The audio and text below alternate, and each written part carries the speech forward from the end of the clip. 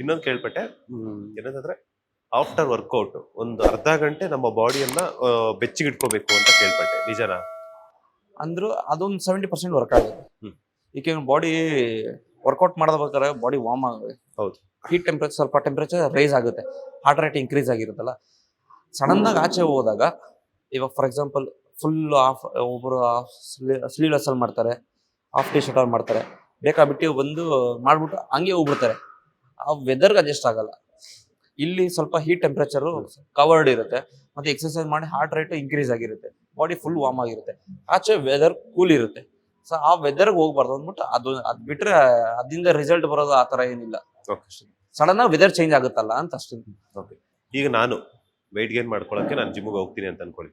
Before workout ಏನೆಲ್ಲ ತಗೋಬೇಕು, after workout ಏನೆಲ್ಲ ತಗೋಬೇಕು, ಅಂಡ್ ನನ್ನ ಮೀಲ್ ಹೇಗಿರ್ಬೇಕು ವೆಯ್ಟ್ ಗೇನ್ಗೆ? ವೆಯ್ಟ್ ಗೇನ್ ಅಂದ್ರೆ ನೀವು start with banana, dry fruits. Dry fruits ಎಲ್ಲಾ ತರ ಡ್ರೈ ಫ್ರೂಟ್ಸ್ ತಿನ್ನಿ, ಪಚ್ಚಬಾಳೆಹಣ್ಣು ಮತ್ತೆ ಮುಟ್ಟೆ, ಇದನ್ನೆಲ್ಲ ಪ್ರೀ ವರ್ಕೌಟ್ ಇಟ್ಕೊಳ್ಳಿ. ಓಕೆ. ಆಫ್ಟರ್ ವರ್ಕೌಟ್ ನೀವು ವೇ ಪ್ರೋಟೀನ್ ಯೂಸ್ ಮಾಡಂಗಿದ್ರೆ ಅದು ಒಂದು ಸ್ಕೂಪ್. ಆಫ್ಟರ್ ದಟ್ ಎಗ್, ಇಲ್ಲ ಮನೇಲಿ ಏನ್ ಬ್ರೇಕ್ಫಾಸ್ಟ್ ಮಾಡಿರ್ತಾರೆ ಅದು. ಅದಾದ್ಮೇಲೆ ಪ್ರತಿ ಮೀಲಲ್ಲೂ 2 to 3 eggs ಇಷ್ಟು ಇಟ್ಕೊಂಡ್ರೆ ನಿಮ್ದು ಆಟೋಮೆಟಿಕಲ್ ಮ್ಯಾನೇಜ್ ಆಗುತ್ತೆ. ಅದ್ರ ಜೊತೆಗೆ ಪೀನಟ್ ಬಟರ್, ಅದನ್ನ ಒಂದು ಸ್ನಾಕ್ಸ್ ತರ ಮಾಡ್ಬೋದು. ಪೀನಟ್ ಬಟರ್ ವಿತ್ ಬ್ರೆಡ್, ಇಲ್ಲಾಂದ್ರೆ ಜ್ಯೂಸು, ಫ್ರೂಟ್ಸು, ಆತರ. ಒಟ್ಟಿನಲ್ಲಿ ಹೇಗೆ ಅಂದ್ರೆ ಎವ್ರಿ 3.5 hours ಒಂದು ಮೀಲ್ ಹೋಗ್ಬೇಕು. ಊಟ ಬಿಡೋದಲ್ಲ. ನೀವು ಎಷ್ಟು ತಿಂತಾ ಇದ್ರೆ ಅದನ್ನ ಸ್ಪ್ಲಿಟ್ ಮಾಡ್ಕೊಳ್ಳಿ, ಜಾಸ್ತಿ ತಿನ್ಬೇಡಿ. ಅದನ್ನ ಸ್ಪ್ಲಿಟ್ ಮಾಡ್ಕೋಬೇಕು. 3 ಮೀಲ್ ಆಗಿರೋದು 4 ಮೀಲ್ ಆಗ್ಬೇಕು. ಅವಾಗ ನೀವು ತಿಂದಿದ್ದಕ್ಕೆ ಡೈಜೆಷನ್ ಕರೆಕ್ಟ್ ಆಗಿರುತ್ತೆ. ನೀವು ಒಟ್ಟಿಗೆ ತಿಂದ್ಬಿಟ್ಟು ಲಾಂಗ್ ಗ್ಯಾಪ್ ಕೊಡ್ತೀವಿ ಅಂದ್ರೆ ಗ್ಯಾಸ್ಟ್ರಿಕ್ ಅಟ್ಯಾಕ್. ಎಸ್ಪೆಷಲ್ ಲೇಡೀಸ್ ದಪ್ಪ ಆಗೋದೇ ಅದೇ ರೀಸನ್.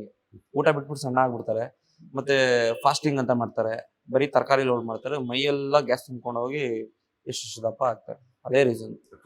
ಆಲ್ಮೋಸ್ಟ್ ವರ್ಕೌಟ್ ಮಾಡೋವಂಥರೆಲ್ಲಾನು ಶುಗರ್ ಐಟಮ್ಸ್ ಆಗಿರ್ಬೋದು ಅಥವಾ ಸ್ವೀಟ್ ಐಟಮ್ಸ್ ಆಗಿರ್ಬೋದು ಕಡಿಮೆ ತಿಂತಾರೆ, ಯಾಕೆ ಅಂತ?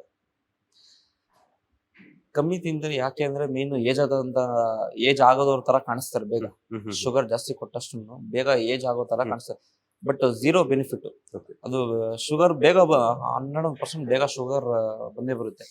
ಏಕೆಂದ್ರೆ ಶುಗರ್ ಅಂದ್ರೆ ಬೆಲ್ಲ ಕನ್ಸ್ಯೂಮ್ ಮಾಡೋದು ಬೆಟರ್.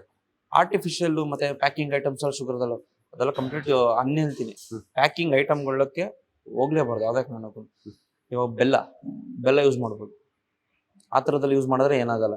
ಶುಗರ್ ಅಂದ್ರೆ ಇವಾಗ ಕೆಲವೊಬ್ರು ಕಂಪ್ಲೀಟ್ ಸ್ಟಾಪ್ ಮಾಡಿಸ್ತೀವಿ, ಆದ್ರೂ ಕದ್ದು ಮುಚ್ಚಿ ತಿಂತಾರೆ. ಹೌದು. ನಾವು ಅಷ್ಟು ಸ್ಟ್ರಿಕ್ಟ್ ಆಗಿದ್ದೆ ಕದ್ದು ಮುಚ್ಚಿ ತಿಂತಾರೆ. ಆಯ್ತು, ವಾರಕ್ಕೊಂದ್ಸಲಿ ಸ್ವಲ್ಪ ಇಷ್ಟು ತಿನ್ನಿ ಅಂದ್ರೆ ಅವ್ರು ಫುಲ್ ಲೀನಿಯನ್ಸ್ ಕೊಟ್ಟಂಗಾಗುತ್ತೆ. ಕೋಚೆ ತಿನ್ನು ಅಂತ ಹೇಳವ್ರೆ, ಅವಾಗ ಅವ್ರನ್ನ ನಾವು ಕಂಟ್ರೋಲ್ ಮಾಡೋಕ್ಕಾಗಲ್ಲ. ಸೊ ಅದಕ್ಕೆ ನಾವು ಝೀರೋಗೆ ಕಂಪ್ಲೀಟ್ ಸ್ಟಾಪ್ ಮಾಡಿ ಅಂದ್ರೆ ಕದ್ದು ಮುಚ್ಚಿ ತಿನ್ನೋ ಅಲ್ಲಿ ಬ್ಯಾಲೆನ್ಸ್ ಆಗುತ್ತೆ. ನಾವು ಸ್ವಲ್ಪ ತಿನ್ನಿ ಅಂದ್ರೆ ಕೋಚೆ ಸ್ವಲ್ಪ ತಿನ್ನಿ ಅಂತ ಎಷ್ಟು ಬೇಕಾದ್ರೂ ತಿನ್ಬೋದು. ಸೊ ಆ ತರ ತಗೊಂಡೋಗ್ತಾ, ಅದಕ್ಕೆ ನಾವು ಕಂಪ್ಲೀಟ್ ಝೀರೋ ಮಾಡಿಸ್ತೀವಿ ಅಷ್ಟೇ.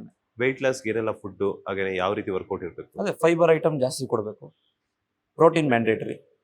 ಚಿಕನ್ ಆಗಿರೋ, ಮೊಟ್ಟೆ ಆಗಿರ್ಬೋದು, ಫಿಶ್ ಆಗಿರ್ಬೋದು. ಫಿಶ್ ಸ್ವಲ್ಪ ಎಕ್ಸ್ಪೆನ್ಸಿವ್ ಆದ್ರೆ ಚಿಕನ್, ಆ ಥರ ವೀಕ್ಲಿ ಟ್ವೈಸ್ ಥರೈಸ್. ಮತ್ತೆ ಅದ್ರ ಜೊತೆಗೆ ಕಾರ್ಡಿಯೋ, ಎಂಡೋರೆನ್ಸ್. ಬಟ್ ಇದೆಲ್ಲದಕ್ಕಿಂತ ಹೆಚ್ಚಾಗಿ ಜಿಮ್ಮಲ್ಲಿ ಬಂದು ವರ್ಕೌಟ್ ಮಾಡಬೇಕು. ಹಾಗೆ ಆಗುತ್ತೆ. ಒಂದು 4-5 ತಿಂಗಳು ಅದಕ್ಕೆ ಅಂತಾನೆ ಟೈಮ್ ಕೊಡಬೇಕು. ಆವಾಗ ಕ್ಲೀನಾಗಿ ವರ್ಕ್ ಆಗುತ್ತೆ. ಬರೀ ಮನೆ ಕೂತ್ಕೊಂಡು ಬರೀ ಸಣ್ಣ ಆಗ್ಬೇಕು ಅಂದ್ರೆ ಆಗ ವೀಕ್ ಆಗ್ತಾರೆ ಅಷ್ಟೇ. ಮೆಂಟಲಿ ವೀಕ್ ಆಗ್ತಾರೆ. ವರ್ಕೌಟ್ ಮಾಡೋದ್ರಿಂದ ಬಾಡಿ ಏನ್ ಸ್ಟ್ರಾಂಗ್ ಆಗುತ್ತೆ ಅದಕ್ಕಿಂತ 10 ಪಟ್ಟು ಮೆಂಟಲಿ ಸ್ಟ್ರಾಂಗ್ ಆಗ್ತಾರೆ. ಅದು ಯಾರಿಗೂ ಗೊತ್ತಿಲ್ಲ ಅಷ್ಟೇನೆ. ಮೆಂಟಲಿ ಸಿಕ್ಕಾಪಟ್ಟೆ ಸ್ಟ್ರಾಂಗ್ ಆಗ್ತಾರೆ. ಇದನ್ನ ಯಾರು ವರ್ಷಾಂಗಟ್ಲೆಯಿಂದ ಮಾಡ್ತಾ ಇರ್ತಾರಲ್ಲ, ಬಟ್ ಅವ್ರನ್ನ ಕೇಳಿಬೇಕಾರೆ ಮೆಂಟಲಿ ಸಿಕ್ಕಾಪಟ್ಟೆ ಸ್ಟ್ರಾಂಗ್ ಇರ್ತಾರೆ.